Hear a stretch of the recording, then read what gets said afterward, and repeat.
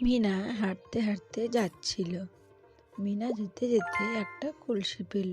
কলসিটা সে তার সঙ্গে নিয়ে নিল। আর মিনা তার ব্যাগটি কিন্তু নিয়ে যাচ্ছিল। যেতে যেতে আবার এক জায়গায় কাঠের টুকরো কিছুগুলো কুড়িয়ে পেল। সেগুলোকেও কিন্তু মিনার সঙ্গে নিয়ে নিল। নিয়ে নেওয়ার পর সে কিন্তু একটা নৌকায় করে জলের উপর দিয়ে যাচ্ছে। যেতে যেতে সে পাড়ে আসলো। এসে সে কিন্তু নিচে নেমে পড়লো। নেমে পড়ে কিছু দূর হাঁটতে হাঁটতে একটা জায়গায় এসে সে কিন্তু দাঁড়িয়ে পড়লো। আর তারপরে আবার কিছুক্ষণ দাঁড়িয়ে থেকে সে আবার হাঁটতে লাগলো। হাঁটতে হাঁটতে সে যাচ্ছে রাজার কাছে। সে হাঁটতে হাঁটতে রাজার কাছে যাচ্ছে।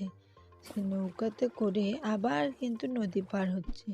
প্রথমে একটা নৌকায় নদী পার হলো, তারপরে আরেকটা নৌকায় করে নদী পার হয়ে গেল। তারপরে কিন্তু মিনা আবার এসে একটু দাঁড়িয়ে পড়লো। আর সেখানে দেখলো সে একটু হোঁচট খেয়েছে। তারপরে কিন্তু দাঁড়িয়ে রইল। তারপরে আবার হাঁটতে লাগলো।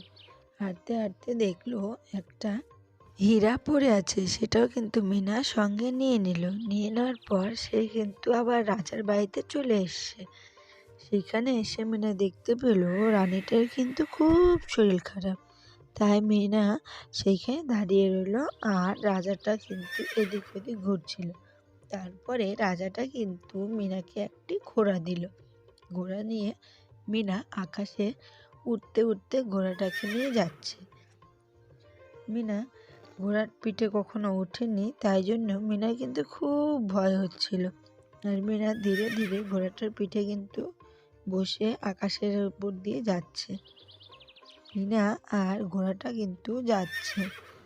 সে ঘোড়াটি কিন্তু উঠতে উঠতে যাচ্ছিল। তারা কিন্তু আকাশের উপরে উঠে গেল। আর কিছুক্ষণ পর তারা কিন্তু বাড়িতে চলে আসলো।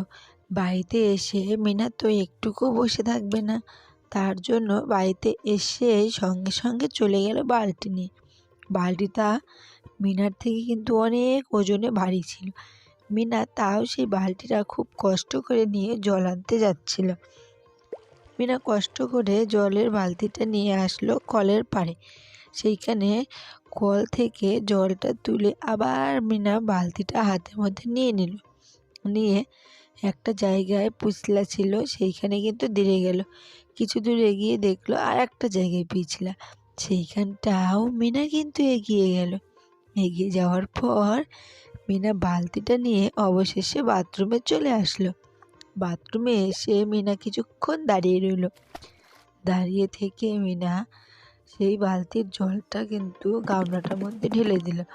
ঢেলে রেখে তারপরে কিন্তু সে চলে গেল তার ভাইকে খুঁজতে। তার ভাইকে একটা তান্ত্রিক আটকে রেখেছে। তার জন্য মিনা তার গরুটাকে সঙ্গে নিয়ে সেইখানে গেল। সেইখানে কিন্তু মিনার পোষা ময়নাটিও ছিল। ময়নাটি একটা লাল কাপড় দিয়ে দরজার সামনে দাঁড়িয়ে আছে। আর মিনার গরুটা কিন্তু দরজার দিকে একটু ঢিসি মারে যাচ্ছে। আর ভিতর থেকে একটা তান্ত্রিক পাথর ছুঁড়ে মারছিল। আর মিনা আর মিনার পোষা গরুটি সেইখানটায় কিন্তু দাঁড়িয়েছিল।